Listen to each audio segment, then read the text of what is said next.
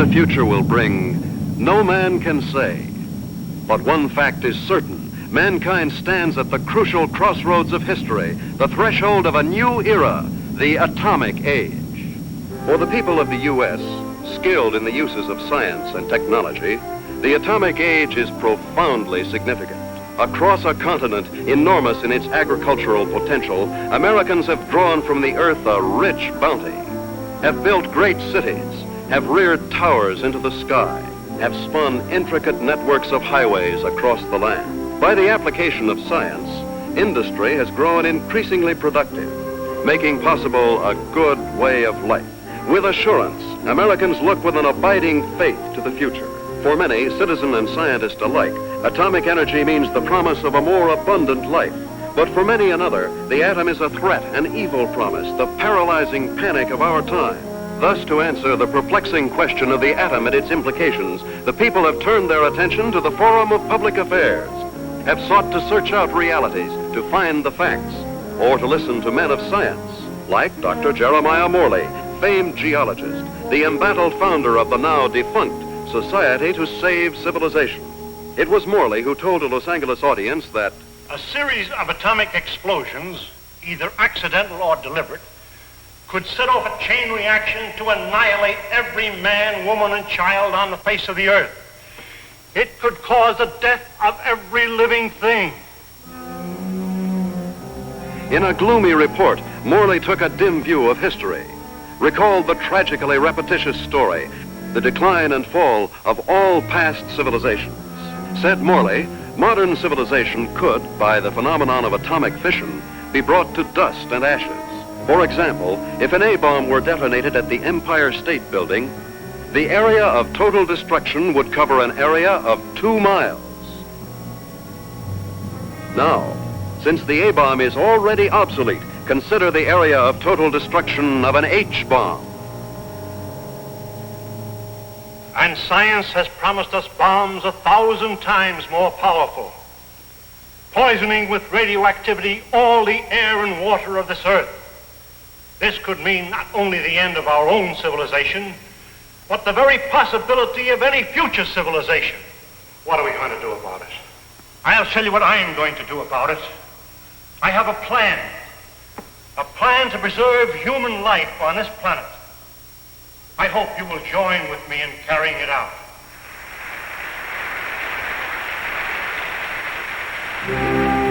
The response to Dr. Morley's appeal was immediate and enthusiastic.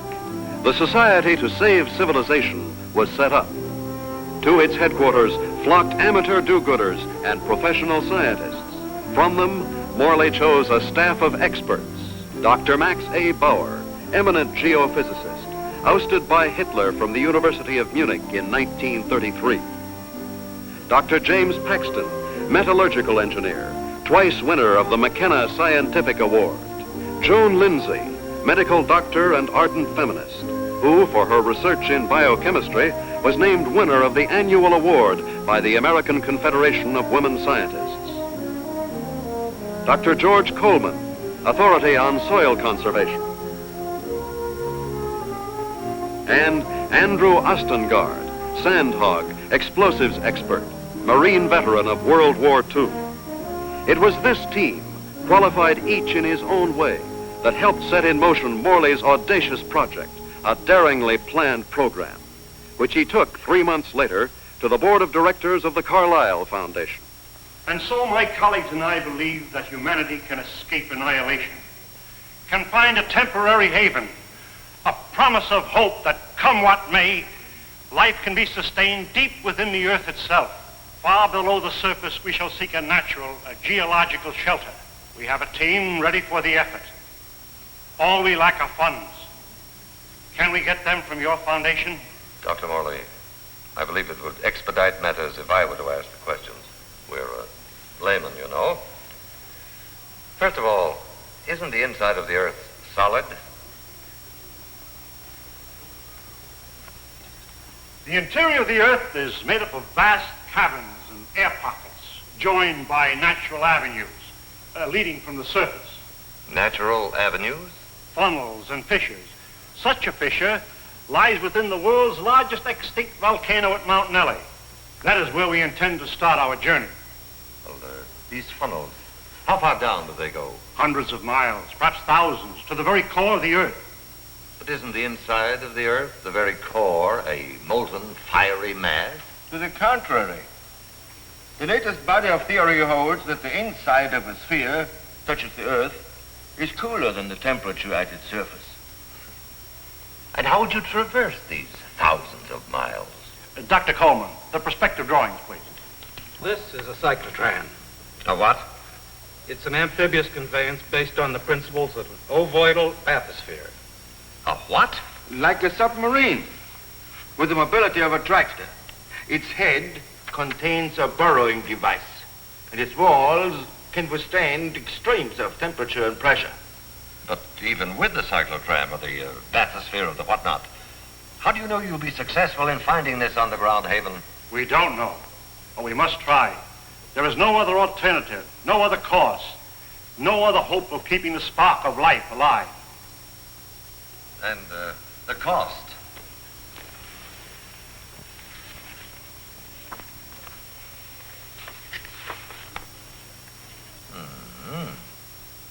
That's a lot of money, Dr. Morley.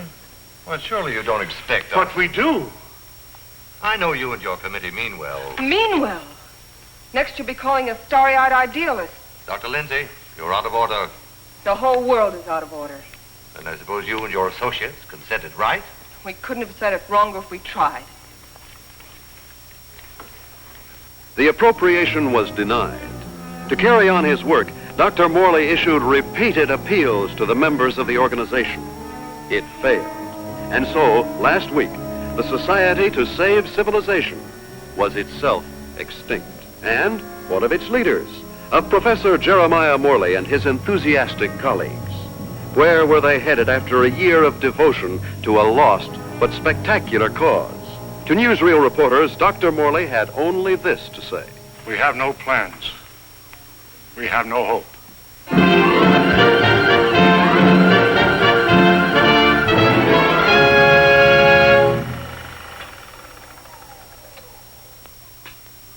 Better stand by, Frank. We may want to run that again.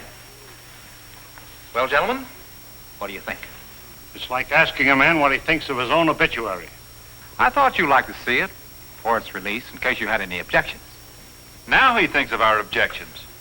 You've been crucifying us for a year, Mr. Thompson, in the newspapers you edit, the magazines you publish, and the syndicates you control. And now this newsreel. Just a minute, gentlemen. You seem to have me confused with my father. He dictates the policies of our publications. Like father, like son. Nothing, Dr. Bauer, could be more unscientific. As a matter of fact, my father and I never see eye to eye on anything. So he's the villain of the piece and you are the hero. Quite the contrary. My father has all the virtues of our society. He makes the money, I spend it. The large occupation. Oh, I have no occupation. I'm You wouldn't. That idea of yours, Dr. Morley, about exploring the inside of the Earth. You know, I'd like to try that, just for the kicks. I'm sure you wouldn't find it very exciting. Oh, I don't know. Gentlemen, I came here tonight with a proposition. I have some money of my own. I would like to finance your project. Are you serious? Sit down, my boy. There's one stipulation, however. I go with you. And what could you do? I'm afraid you don't realize what you'd be up against. Going 1,000 miles inside the Earth, just to satisfy a whim? Gentlemen, you act as if the fate of humanity hung upon you granting me this whim.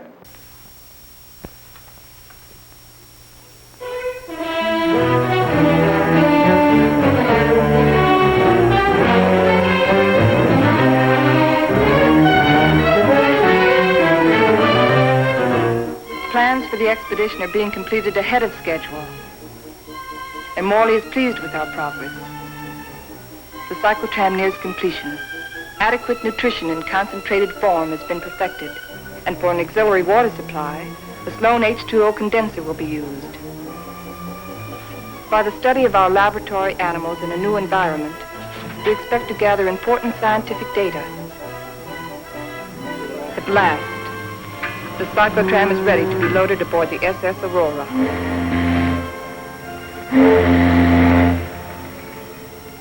Our destination, the extinct volcano, Mount Nele, where the inside of the earth begins. This was our base, a lonely, desolate beach at the foot of the extinct volcano.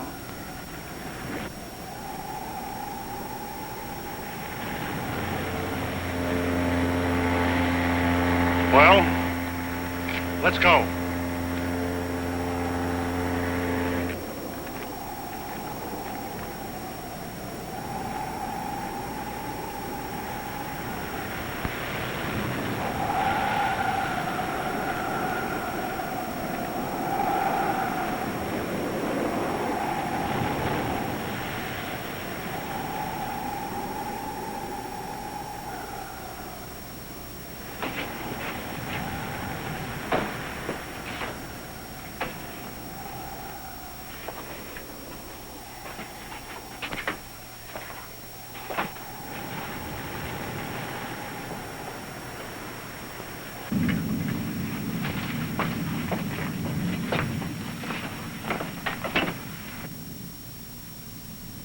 What a place to spend our last night on Earth.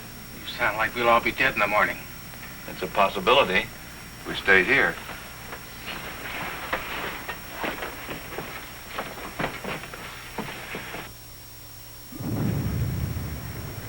Andy, take the controls. Follow the ridge line. Keep out of the ravines. Descend at an angle of not more than 33 degrees.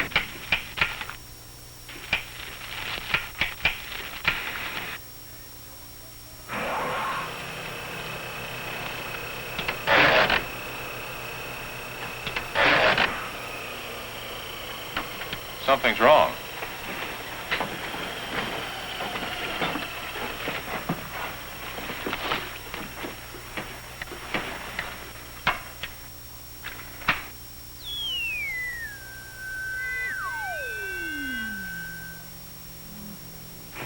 Now try it.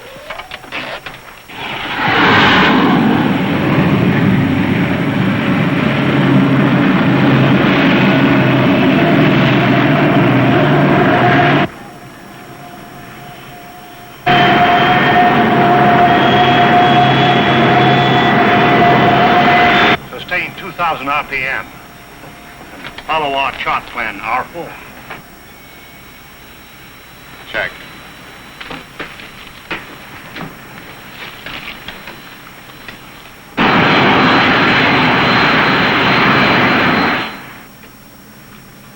What's our elevation now? Approaching 6,300 feet. Angle of ascent, 19 degrees. Speed constant, 2,100 RPM.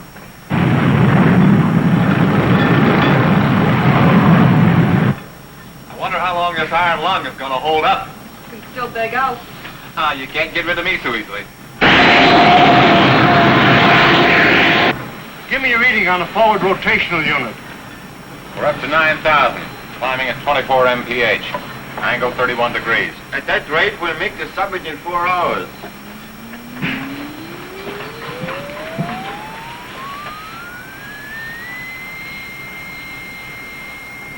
Dr. Morley, we are meeting some unstable isotopes. Increase the lateral unit to 12,000. Say, this is getting rough.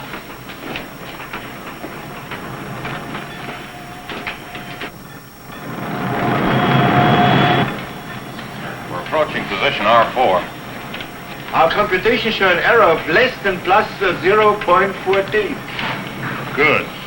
We'll reach the summit in 30 minutes.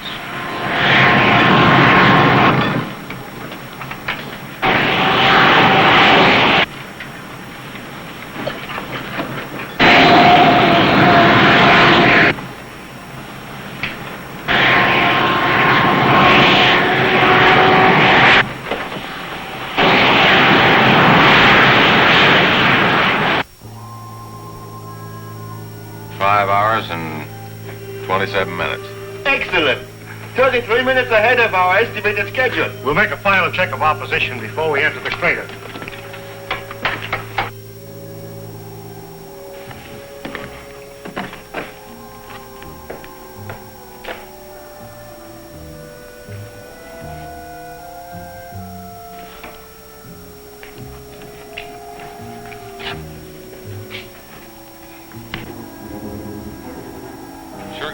Professor picked this volcano for our expedition.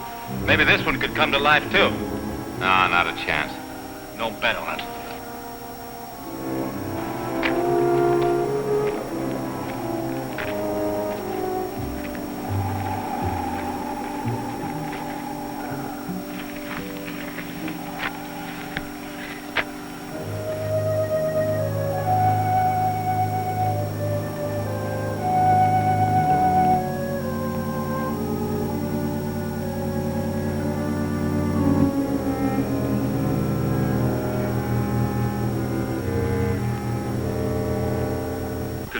There's no reason for us to wait till dawn. We'll proceed into the crater now.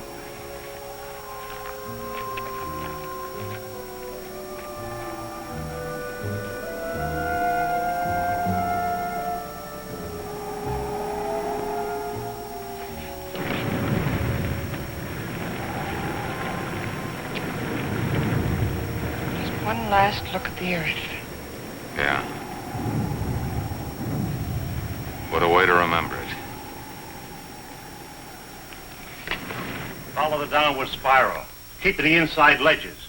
Speed 1,200 RPM.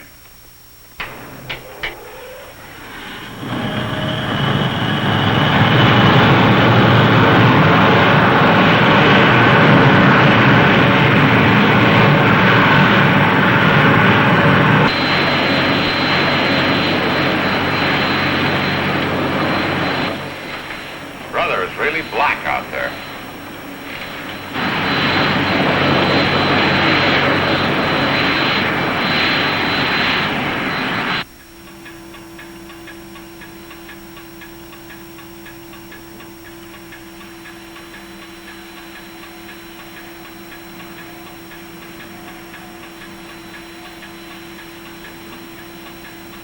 As we descend ever deeper into the volcano, I have observed no unusual physical symptoms.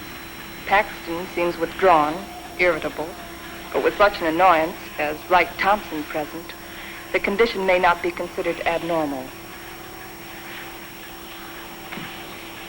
The descending ledges are getting awfully narrow. We must be at position R18. Yes, we are. Cut the switches.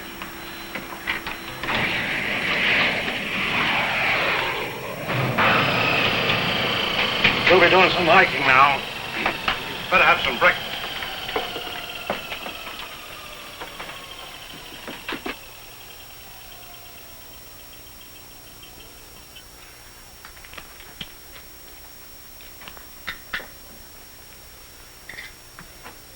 Rise and shine.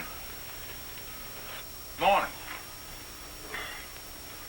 How can you tell? Breakfast is served. Breakfast.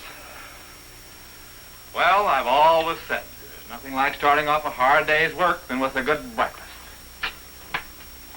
Hey, Doc? How would you know? You don't like my kind of guy, do you? Not very much. But I'll make an exception of you. You I don't like a lot. Coleman, take the controls. We'll scout the way on foot for you. Follow on down along the widest leg.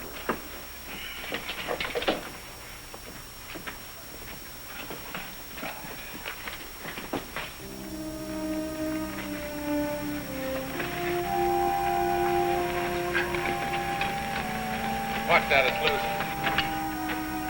What's the matter? I don't like it. What did you expect in here?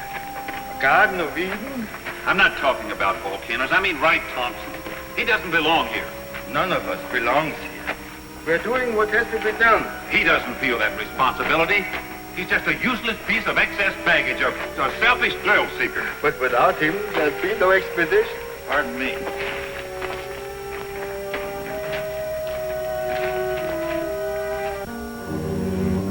Kind of deep down there, isn't it?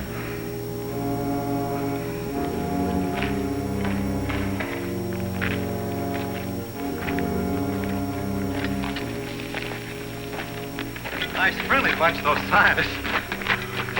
Oh, what's your trouble? Oh, nothing, but don't they ever talk? Not unless they got something to say. That's the way it is with smart people. Maybe they're not so smart. Maybe they don't know what they're doing down here. Listen, Buster. Each one of them has taught us more colleges than you flunked out. So what are you doing down here among all those brains? I managed to make myself useful. It might be well if you did the same thing. Doing what? This.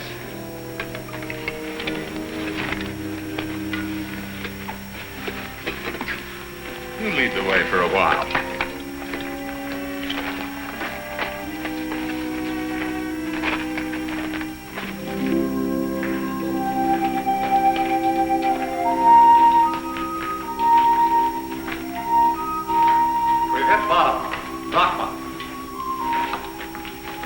Hello, Coleman. Coleman, come in. Go ahead. We've reached the end of the channel. Establish our position. Our depth below mean sea level, 2.6 miles.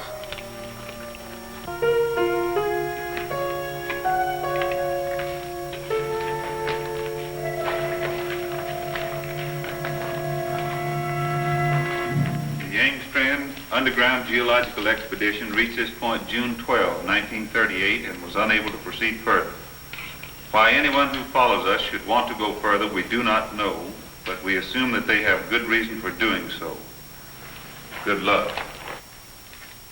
If Engström were living today, he'd know the reason. The world has changed since 1938. The world has changed since yesterday. You better get to work.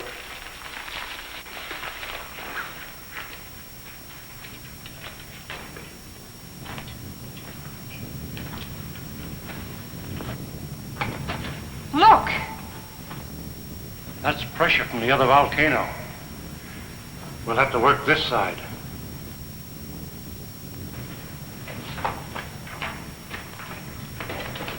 Paxton! Yes, Dr. Morley? Start making density readings on that wall over there. Yes, sir.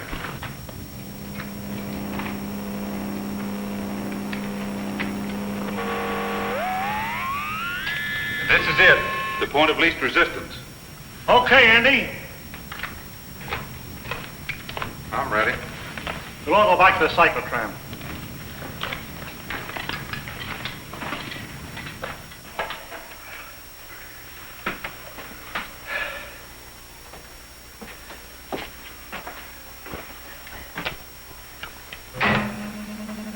Fuses 1 and 2 set.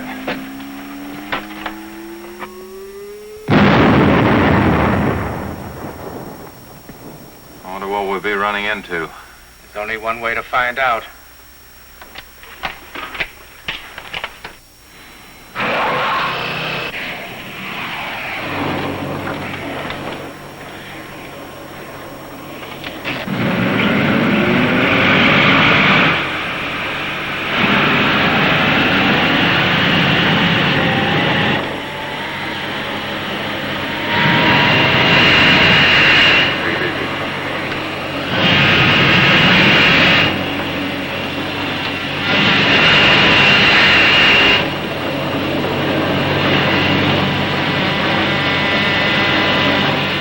Broken through.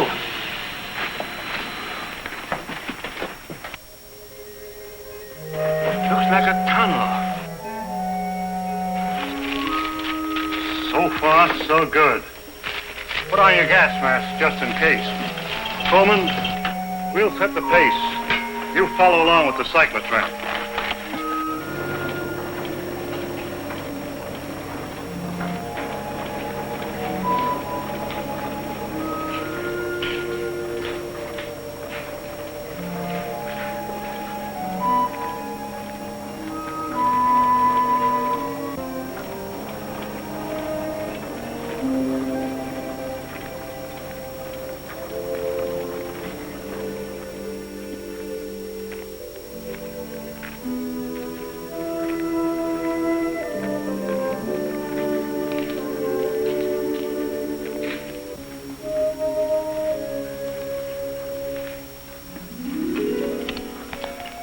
The air is fresh and clear. You can take your masks off. Pressure seems normal.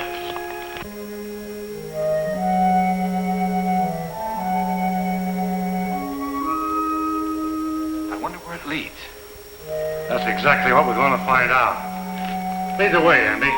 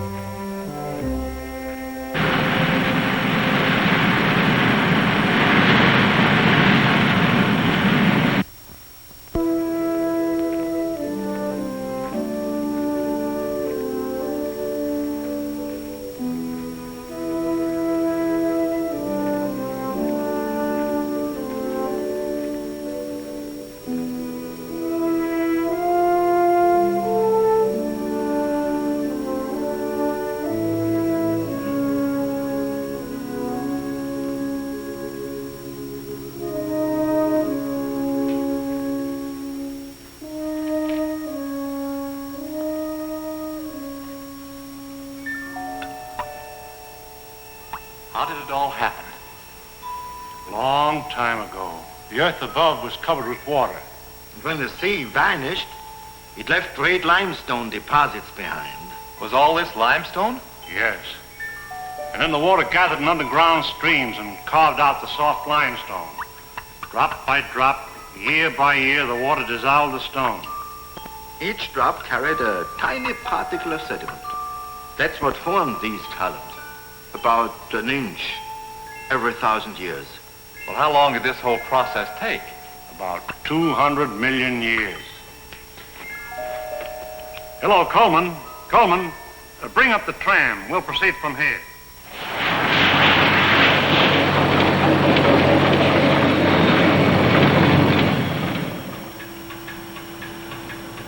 We're down 100 miles. You better pull up. Cut the switches.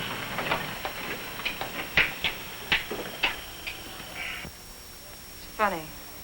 When we first got here, I felt a sort of exaltation. Now I feel depressed. I don't know why. The oxygen content is adequate. I know. But I too feel suffocated. Maybe it's the unreality of this place. You know, once when I was working in the Holland Tunnel, I got cut off from my crew for 10 hours. I felt this way then.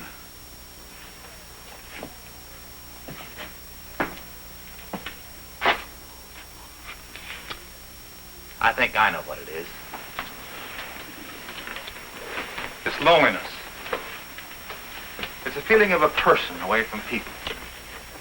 I felt it on the top of a mountain in Tibet, in the jungles, and on the Arabian desert. It's like the last cord tying you with humanity has been cut. It's more than that. People have dignity only in relation to many other people. Alone, a man is as useless as any rock out there. No, you're both talking nonsense. Nature doesn't influence man. Man influences nature. One man, one strong man, can change nature. Oh, you're wrong, Dr. Paxton. It isn't one man. It's many men working together. Right, teacher? Men together are no more than sheep. One man standing alone leads the way. Then the sheep follow. Please, gentlemen. Well, I'm please. embarrassed for all of you who call yourself scientists. Swayed by a self-indulgent young fool. I'm going ahead. I hope that by the time you catch up with me, the atmosphere will have cleared the cobwebs from your brains.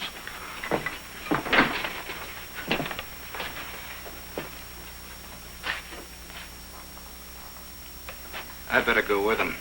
It isn't safe for a man to be alone down here. Ah, he's all right. He's the leader type. I'll go with them anyway. There wouldn't be leaders if there weren't sheep like me to be led.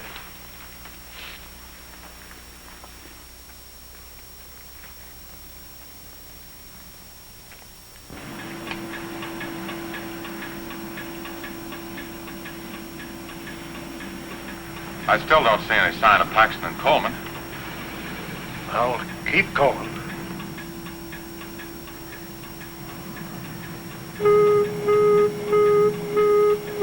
Gas! Gas!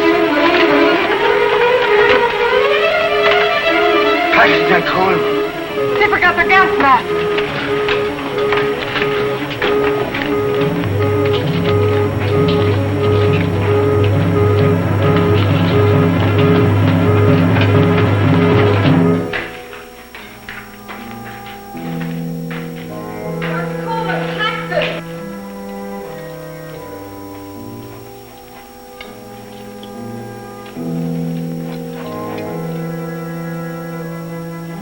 There they are!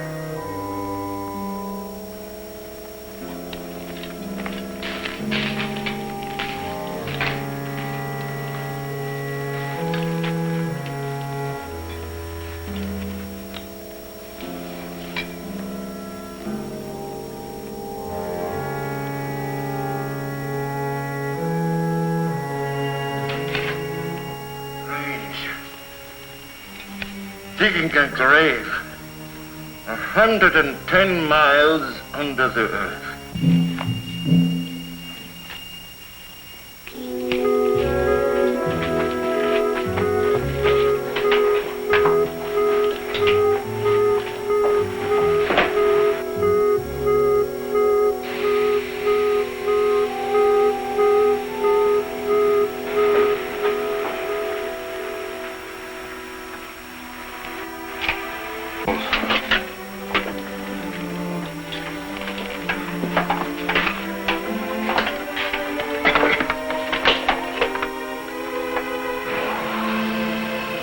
Go on. It's too late to turn back now.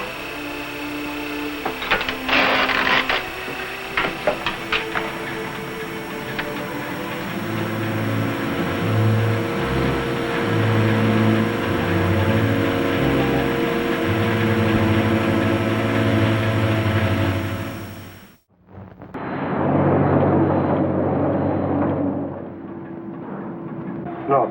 Andy?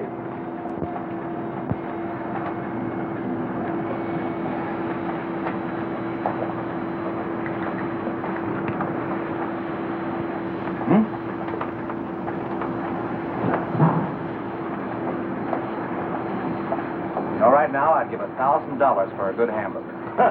And another 1,000 for onions on it.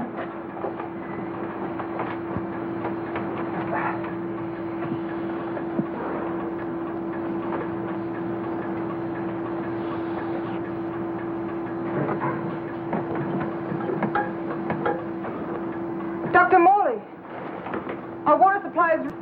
Cut the switches.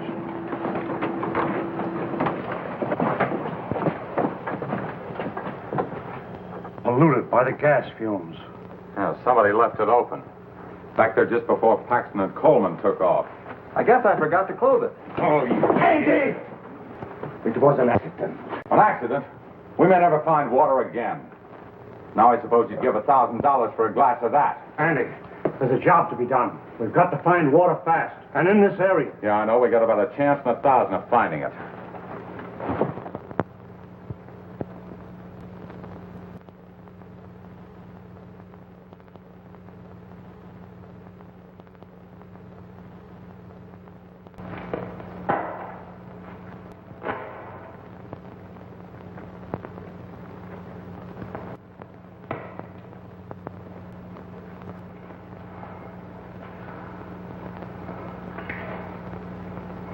Look, there's Andy.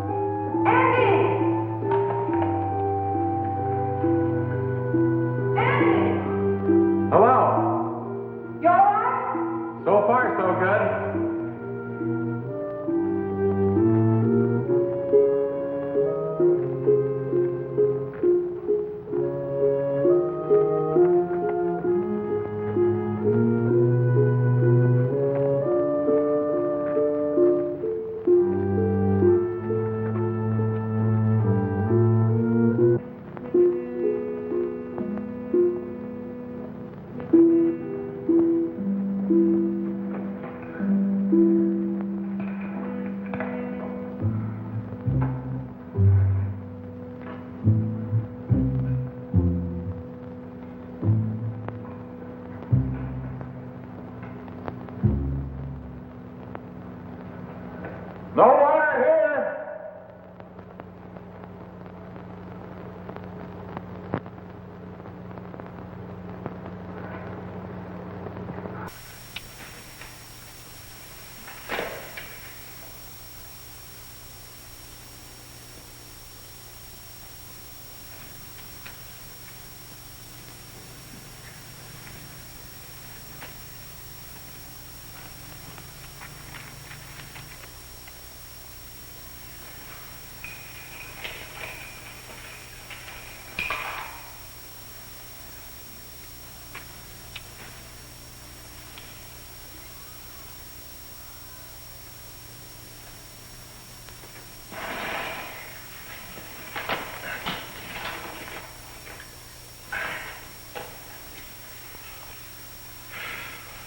Thing like this is enough to drive a man stir crazy.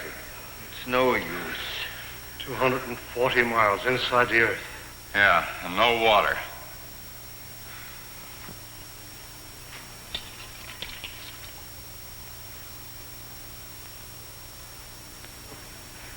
Here.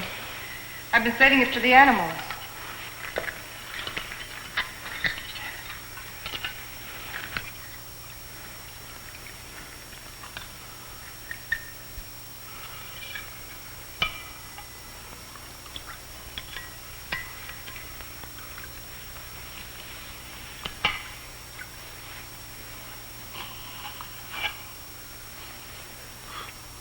Go ahead. Enjoy yourself. It doesn't cost a cent.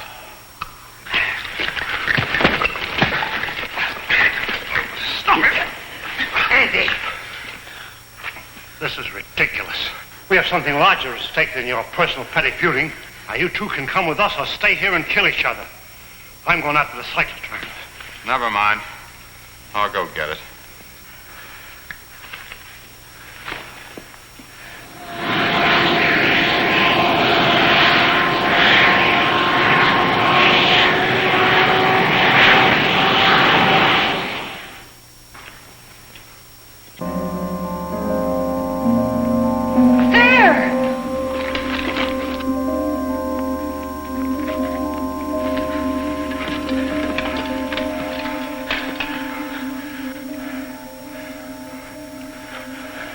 Oil. Listen. Sounds like running water. But where is it coming from? It's behind the wall!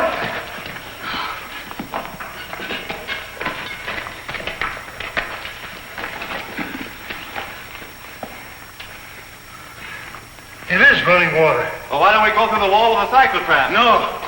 There's this brother. There's still such a thing as too much water. It could be an underground sea. Andy, bring a couple of heavy hammers.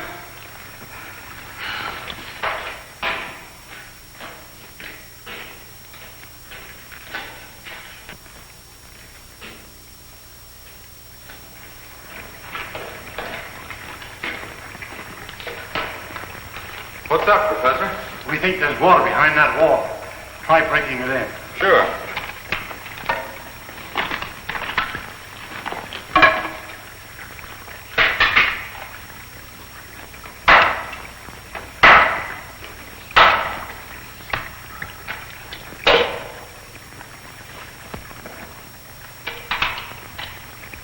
I brought 2 hammers, you know.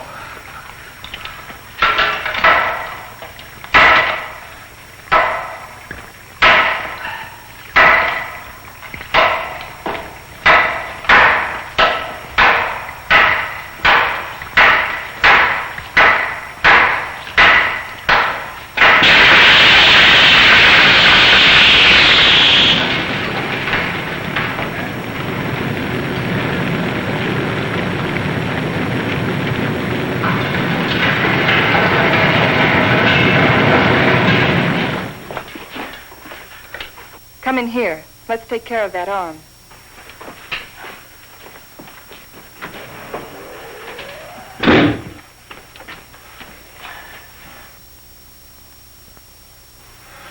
The outside temperature's rising fast. It's up 280 degrees now. It's as if it could go on forever.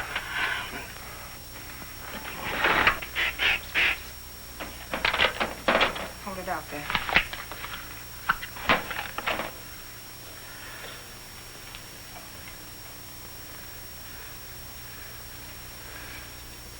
Outside temperature. It's dropping fast. The outside pressure's dropping, too. Good. Condensation will soon take place. There. You're a pretty good doctor at that. You're a pretty good patient at that. Thanks. Here, slip this on.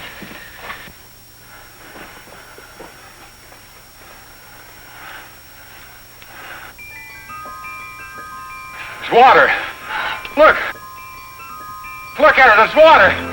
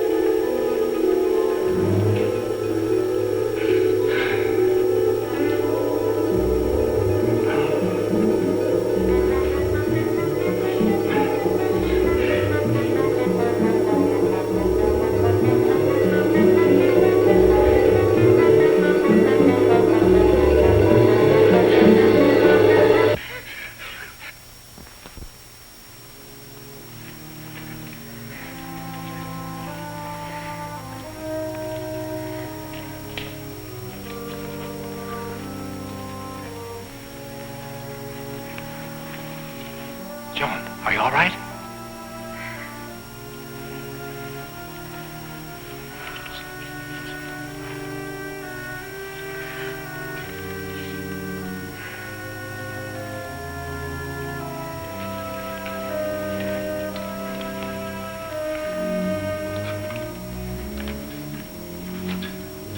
Well,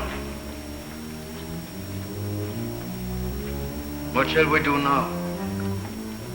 All right, I'll say it. I'll say what's on all of our minds. Don't try to read our minds, Thompson. Just speak for yourself. Then I say, let's go back. And I say go on. But look at Joan. We've gotten nowhere. Deeper and deeper into nowhere. We've failed. Would our failure be any less if we turned back now? Our chances of living would be greater. If we go on, we're dead. As dead as Paxton and Coleman. That's a chance we have to take. The stakes are high, higher than our lives. They involve the life and death of all mankind.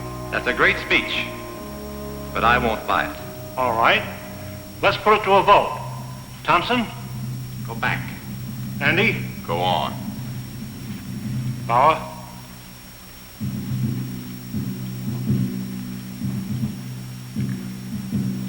Go back. Go on. Seems to be a deadlock. I suppose none of us would like to reconsider? Doesn't woman suffrage count here? What do you say, Joan? I say go on, and let's not waste any more time about it.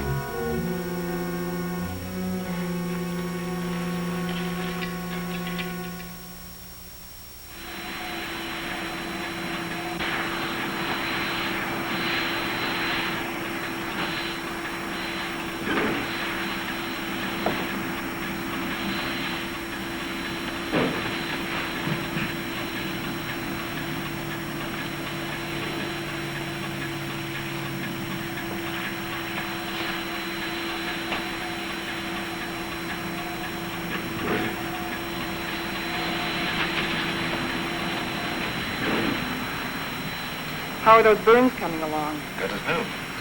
How are you, Doc? Oh, I'll get by. Here. What's it for? Does it have to be for something? Does everything have to be functional? It's a good luck ring. Saved my life in Tibet. Here, take it. Why give it to me? Haven't you ever been romanced before? Not 900 miles below sea level. Then it's about time.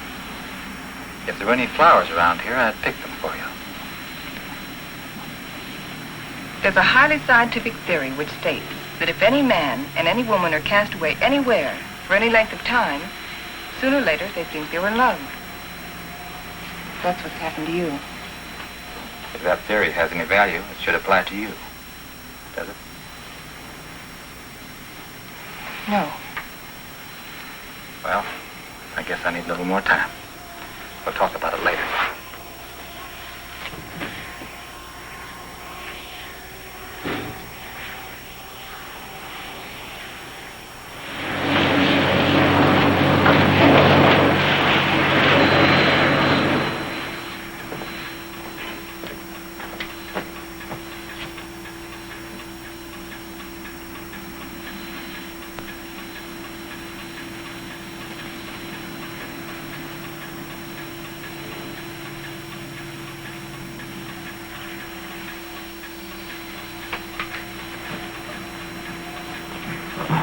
Say, how about pulling this jalopy level for a minute? Just long enough for us to get out of these straitjackets and stretch.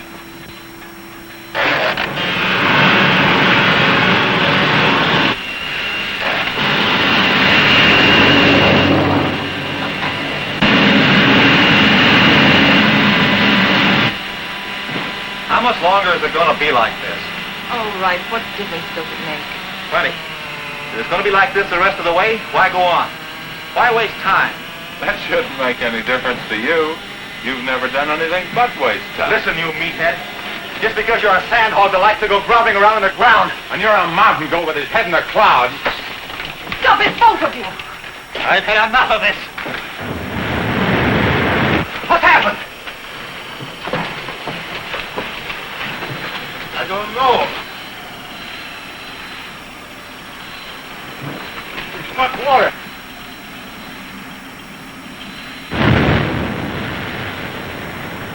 We are out of it.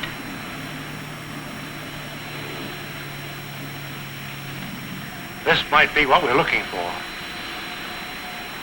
Let's make a landing and explore the area.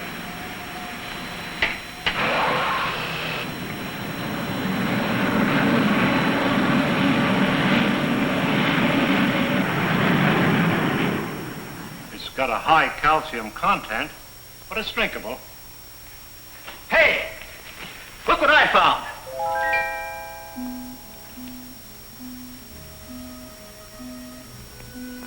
They're cave pearls. Cave pearls? How much they worth? Calcium carbonate. Calcium carbonate. Well, how about this? Sulfate of lime. Plaster of Paris. Professor, you take the romance out of everything. Here you are, Doc. 2 souvenirs from Hades, vacation land of the underworld. Thank you. Back home, I'll be the envy of every kid on the block. I'm not so sure, Joe. Take a cave pearl into the sunlight, turns gray and ugly. And the flower? It'll crumble to dust. Hey, Professor. How about these fish? It's a rare species. They're edible, though. They have no eyes. I think I'll stick to pills. They lost their eyes 10 million years ago.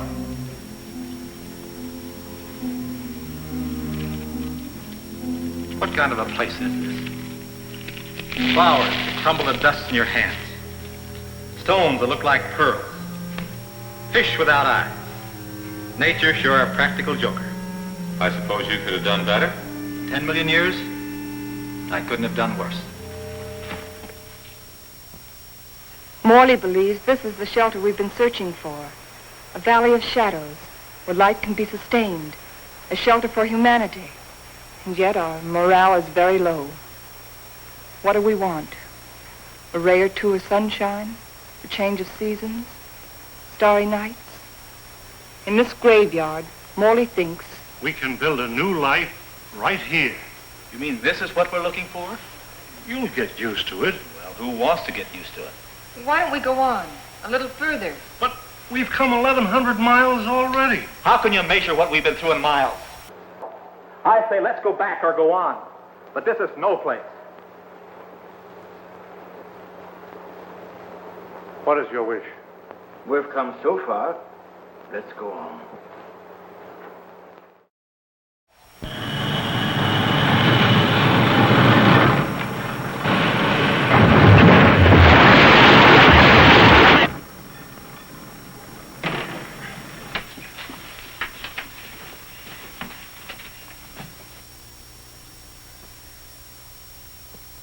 Well?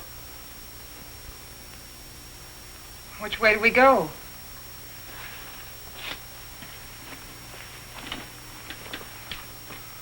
I suppose we'll have to explore both channels. I'll take the right one. Right? You take the other. Why me? I'll tell you why.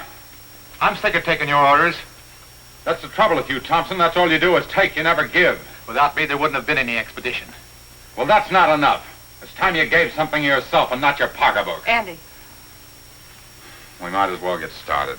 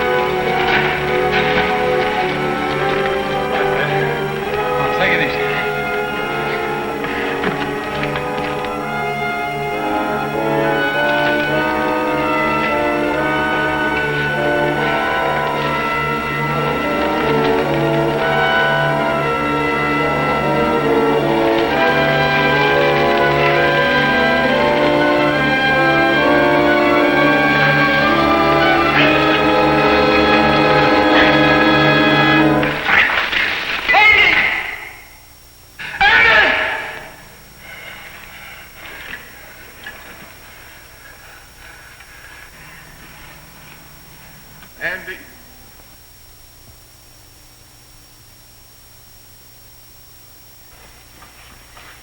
You're supposed to be taking it easy. Try to get some rest. Listen to me, Wright. You've been like this for days. How long can you keep it up? He didn't like me any more than I liked him. Yet he saved my life. It doesn't help brooding over it. But he died saving my life. He did what he believed was right.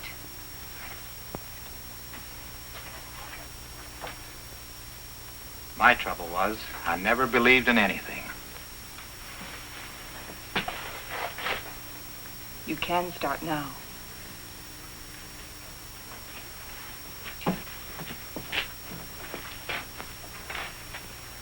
Morley wants to go back to that Valley of the Shadows he liked so much.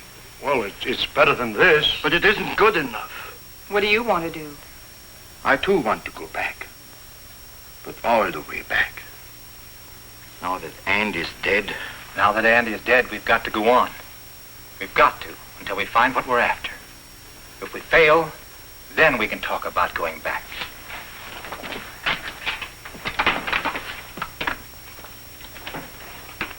Over there. Good.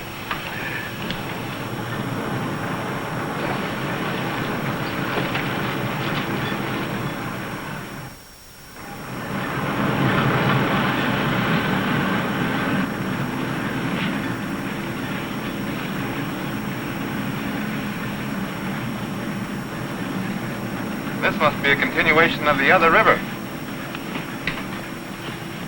No, I think it's just a seepage from it. Listen. What's that?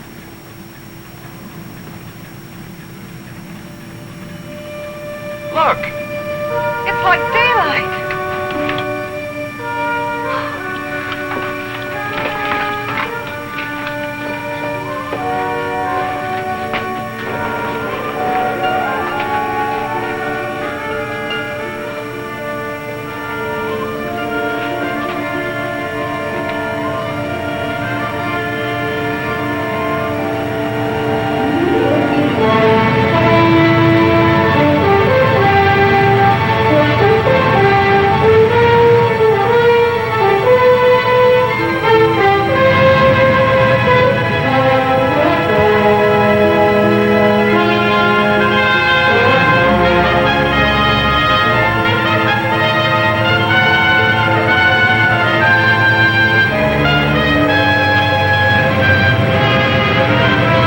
Like a dream after a terrible nightmare.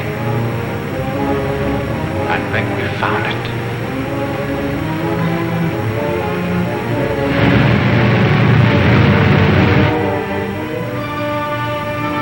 Promised land.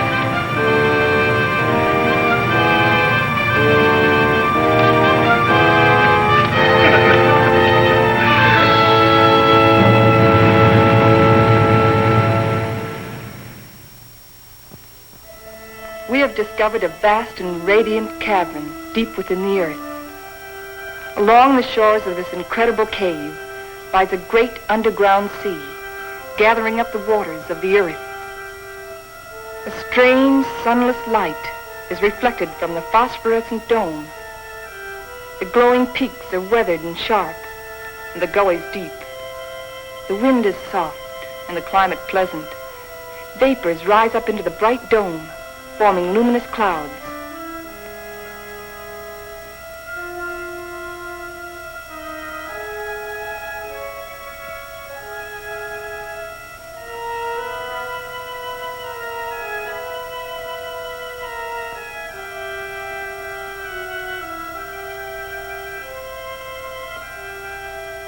The area is rich in chemical resources.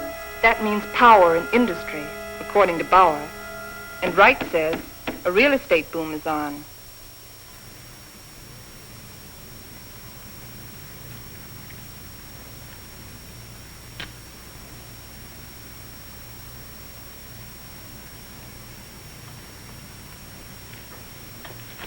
You got a match? Sure.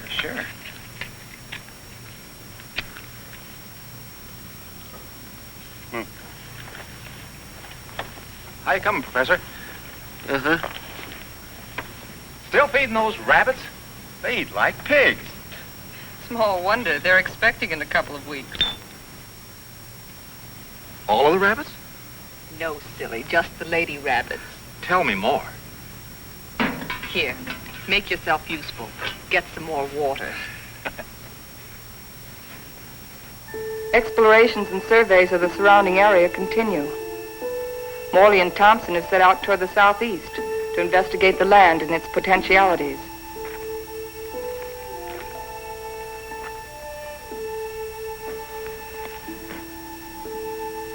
This is a strange kind of sand. That's not sand, that's volcanic ash. The ash will make good fertilizer for our crops. Crops? Let's face facts, Morley. This is a desert. The very word means deserted by life. And you talk about crops. It can be irrigated. This country has everything. Water, soil, air, heat. Yeah, you're forgetting one thing, though. No sunlight. Science can adjust that.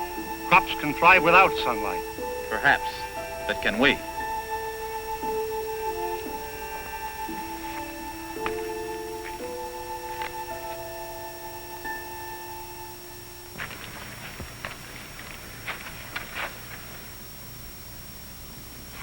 What sort of species is it?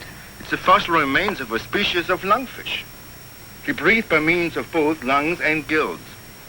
When he came out of the sea 400 million years ago, he was the ruler of the animal kingdom. With his lungs, he was a pioneer in a new way of life. How did they become extinct? Like some of us on Earth, they seem to hurry the process of extinction. Let's get out of here.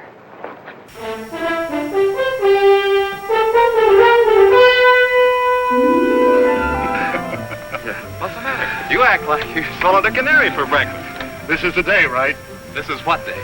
The day we're expecting the first litter of rabbits. Well, who's going to pass the cigars around? You apparently don't realize the importance of it. Oh, I'm sorry. By observing the rabbits, we've already learned that they respond to nature basically as we do, as any mammal does. And from their young born today, we can predict how our own young will respond in the new world. Dr. Morley, Fowler. Come on. You go ahead. I'll get plenty of hot water.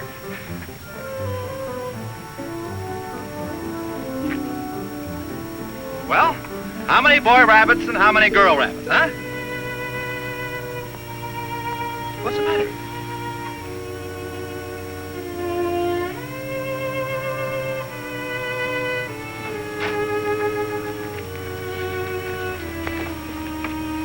Joan, what's the matter? They're dead. They're all born dead.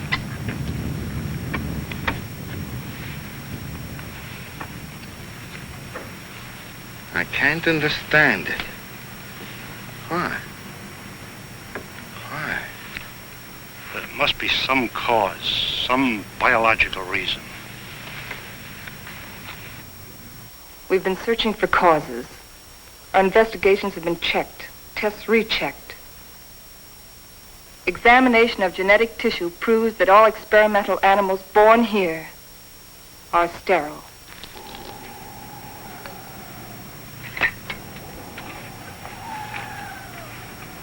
You know what this means?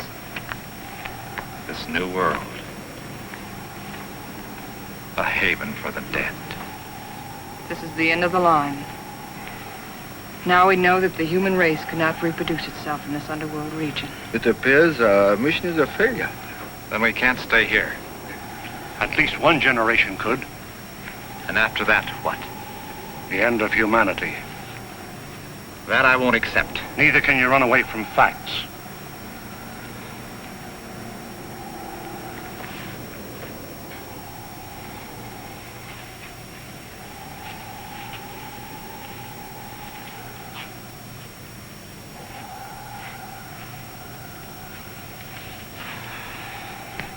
I've always run away.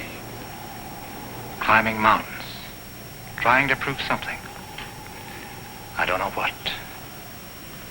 I too ran away instead of fighting. And now I've run away again. And I was always afraid I couldn't compete in a man's world. I think I want to go back and try again. Go back to what? To a world bent on self-destruction? We can live the rest of our lives here in peace. Morley, you're wrong. This isn't peace. This is a resting place for the living dead. I don't believe it's the end of the world. I don't believe it's the end of mankind. You're young. You don't know. I've lived through the terrors of 2 great wars. I've had enough.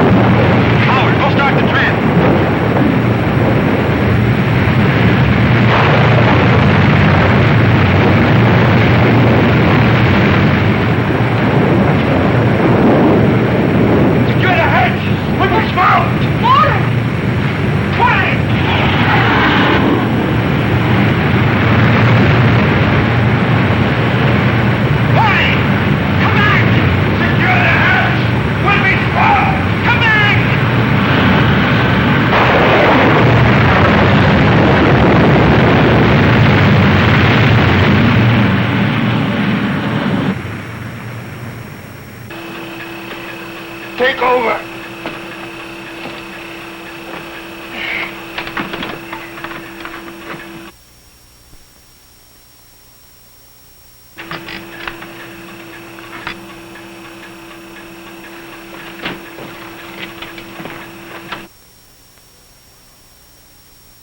Something's wrong.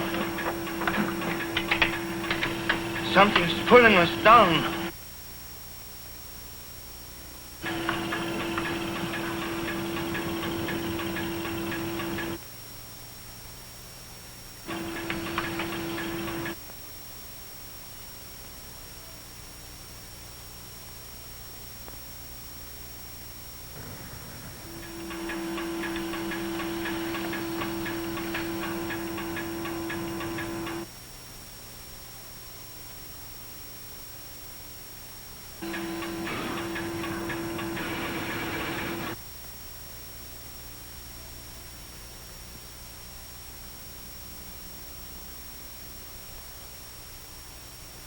We are lost.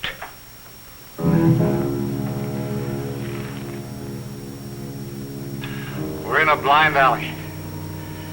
Ever since we started, we've been in a blind alley. We can't bury ourselves in the earth and expect to live. Maybe that's the secret. Morley understood. Strange. We didn't know it before. I used to be afraid of death. I was afraid of life.